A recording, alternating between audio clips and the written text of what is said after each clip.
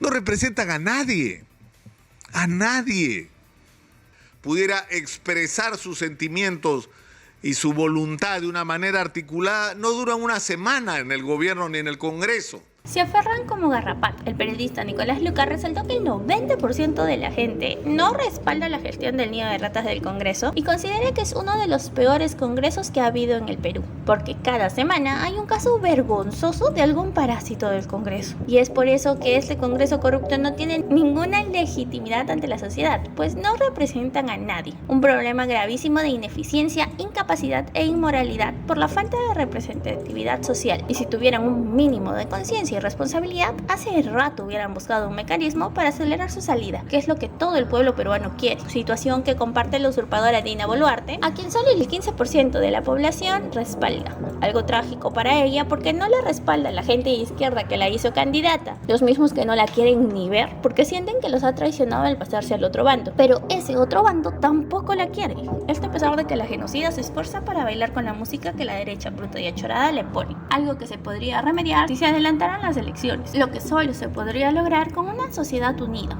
Pues de estarlo, todos unidos podrían sacar a Dina la asesina, su gabinete de la muerte y los parásitos del Congreso en una semana. A continuación, te mostramos el video. Porque yo he preguntado en otras oportunidades a quién representan esos señores. Entonces, ¿representan a quién? ¿A los micro y pequeños empresarios? No. A los grandes empresarios tampoco. Pero si los grandes empresarios tienen que contratar lobistas para que contraten congresistas para que voten por sus intereses. No representan a nadie. A nadie.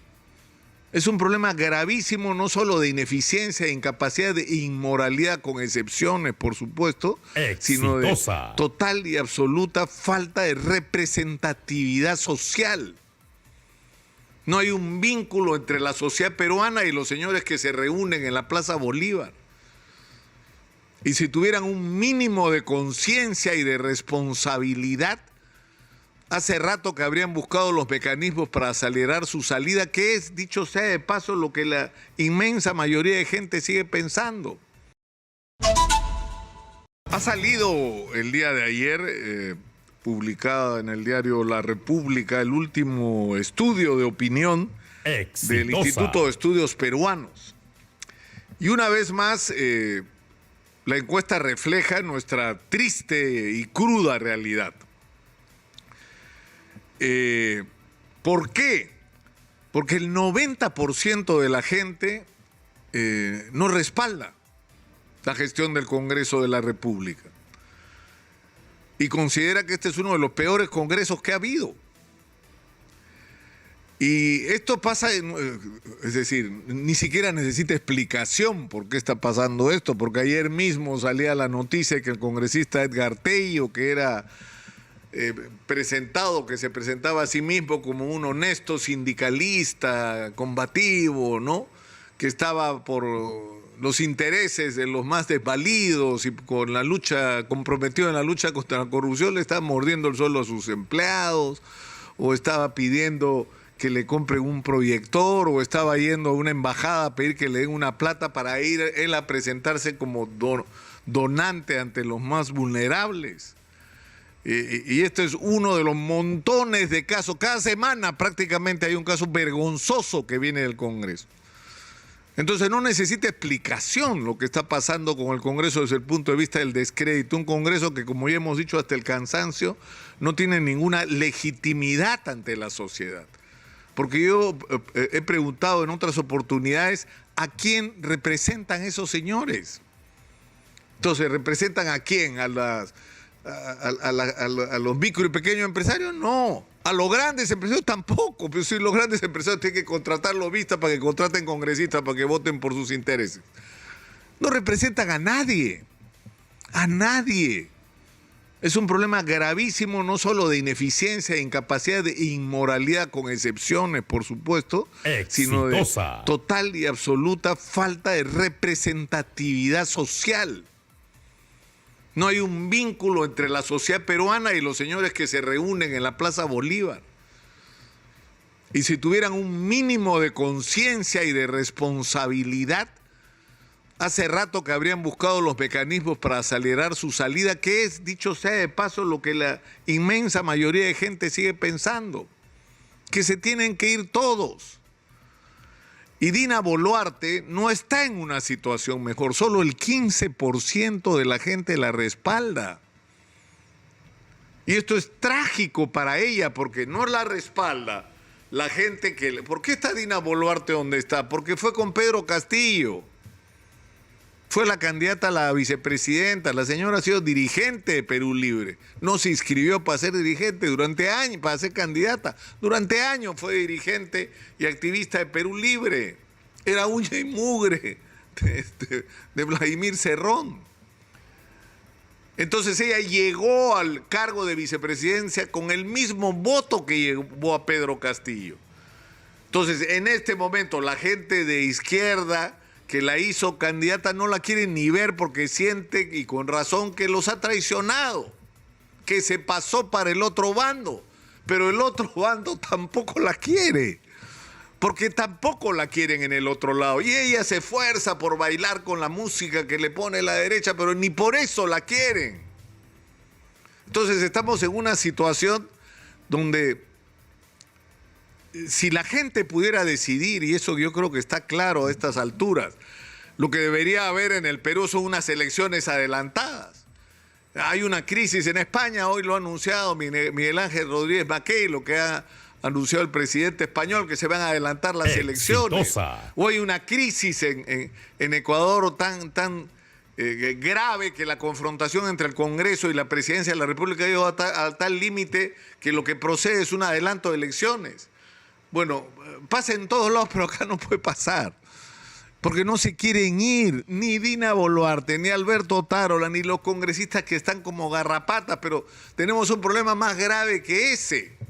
Porque yo creo que si la sociedad pudiera expresar sus sentimientos y su voluntad de una manera articulada, no duran una semana en el gobierno ni en el Congreso.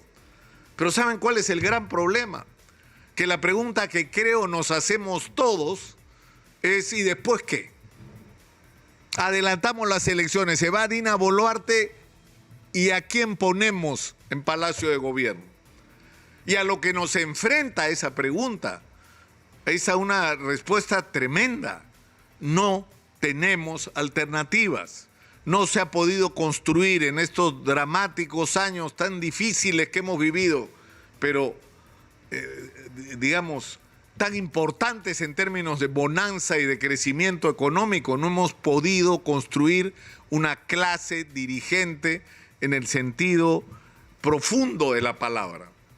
Es decir, no hay en el Perú una corriente consistente que agrupe a gente que tiene una idea clara de dónde hay que llevar al Perú, de cuáles son las cosas extraordinarias que en este país maravilloso se pueden hacer, en minería, en agricultura, en turismo, en pesca, en infraestructura, en servicios, en educación, en desarrollo de nuevas tecnologías, en un aprovechamiento sostenible de la Amazonía. O sea, otros países no tienen nada, algunos tienen una cosa de la que se sostienen para vivir. Nosotros tenemos 10 y no hemos logrado generar una clase dirigente con ideas sobre cómo conducir los destinos del país hacia ese destino, hacia ese objetivo, para ser más precisos. No la tenemos. No hay. Está disperso, las respuestas son parciales. Hay gente que tiene propuestas sobre qué hacer en la minería, qué hacer en la agricultura, qué hacer con la infraestructura, qué hacer con la educación, cómo modernizar la salud pública, pero todas son ideas dispersas, no es parte de un gran proyecto. Entran chorros de dinero por la minería y no se logra resolver el conflicto con las comunidades, ¿no? Cuando no es un asunto que debería ser tan complejo si se sientan en la mesa a negociar un acuerdo que permitan que las comunidades asentadas sobre zonas mineras también tienen que ser ricas y que están muy bien si se convierten en millonarios. Porque lo que hay debajo del suelo en el que han vivido sus ancestros son miles de millones de dólares en algunos casos. Pero por el otro lado hay que resolver cómo diablos vamos a usar el dinero que venga o que está viniendo de la minería, no solo para darle a la gente agua potable y vivienda, por supuesto que eso hay que hacerlo, sino para construir el futuro, para construir lo que va a venir después cuando el mineral ya no esté. ¿Qué puede ser? La agricultura, el turismo, la piscicultura, lo que sea. Pero tiene que haber planes y no hay. O si hay, no le interesa a la gente que tiene en sus manos la capacidad de decisión. Entonces yo creo que la tragedia es esta. Necesitamos partidos que merezcan el nombre, que no sean clubes electorales, que no sean grupos de oportunistas que se juntan y muchas veces pagan para conseguir un puesto en las listas, invierten dinero en las campañas y terminan electos y no tienen ningún compromiso, ningún vínculo, porque ni siquiera saben qué ideología tiene su partido, porque no la tiene y si la tuvo alguna vez la perdió. Esa es la tragedia que tenemos hoy. Que yo creo que el sentimiento mayoritario en el país que es que lo mejor sería que se vayan todos, pero inmediatamente nos surge la pregunta, ¿y ahora qué nos hacemos? O la pregunta, ¿y después qué? Y yo creo que ese es el reto del momento. Esa es la pregunta que tenemos que empezar a plantearnos con la más absoluta responsabilidad. Y después de Dina Boluarte, ¿qué? Soy Nicolás Lucar, esto es Hablemos Claro, estamos en Exitosa, la voz que integra al Perú. ¿Y tú qué opinas de las declaraciones de Nicolás Lucar? ¿Crees que todo el Perú será capaz de unirse para sacar a Dina la asesina y las ratas del Congreso del Poder? Déjanos tu opinión en los comentarios y comparte este video para ayudarnos a que esta información llegue a más personas.